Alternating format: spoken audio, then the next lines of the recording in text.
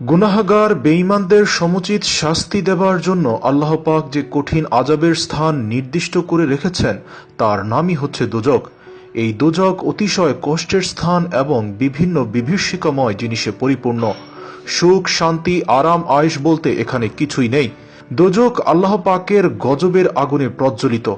যারা আল্লাহ পাকের নাফরমানি করে থাকে, নিজের কৃতকর্মের জন্য অনুতপ্ত না হয়ে মৃত্যুবরণ করে, তারা আখেরাতে অনন্তকাল দোজখের কঠোর শাস্তি ভোগ করতে থাকবে।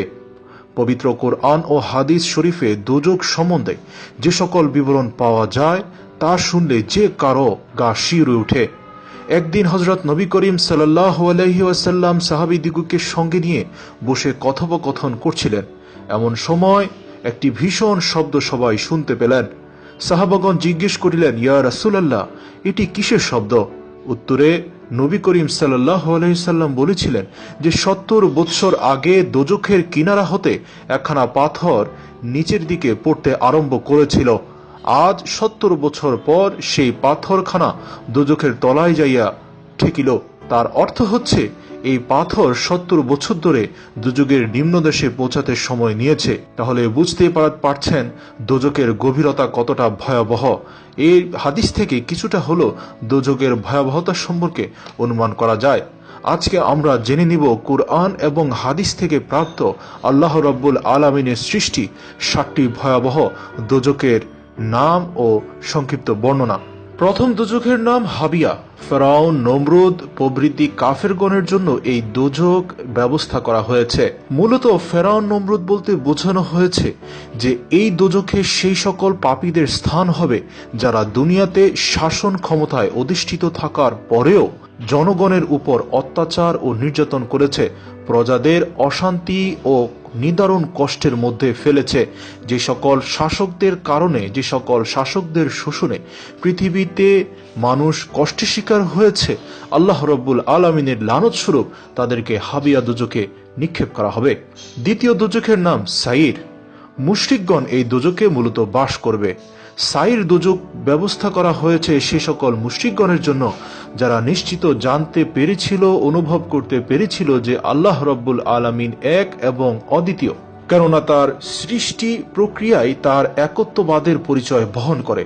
এতদ সত্ত্বেও যারা আল্লাহ রাব্বুল আলামিনের একত্ববাদের সাথে একমত পোষণ না করে ভিন্ন ইলাহ বা ভিন্ন খোদার দাসত্ব করেছে, তাদের জন্য সাইর নামের দোজখের ব্যবস্থা করা হয়েছে।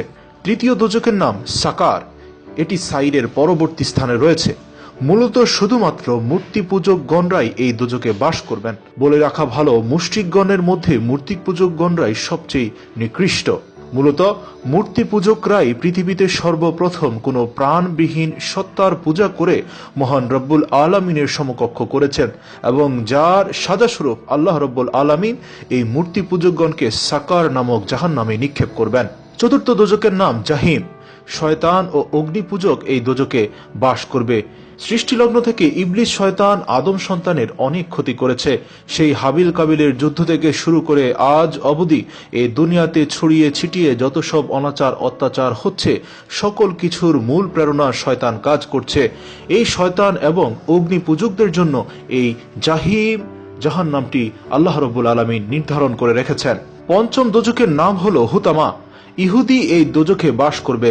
মূলত হযরতে মূসা আলাইহিস সালাম এর অনুসারী প্রাচীন ইহুদি মতবাদের যে সকল মানুষ রয়েছেন যারা হযরতে মূসা আলাইহিস সালামের সাথেও বেঈমানি করেছেন, পরবর্তীতে যে সকল নবীরা ইসলামের দাওয়াত নিয়ে তাদের কাছে এসেছেন তাদের সাথে ভ্রষ্টতা ও ছল ছাতুরির আশ্রয় নিয়ে তাদেরকে কষ্ট দিয়েছেন এবং এই ইয়াহুদীদের কারণে আজও বিশ্বের বিভিন্ন অঞ্চলে মুসলিম থেকে শুরু করে বিভিন্ন ধর্মের মানুষ নির্যাতিত হচ্ছে।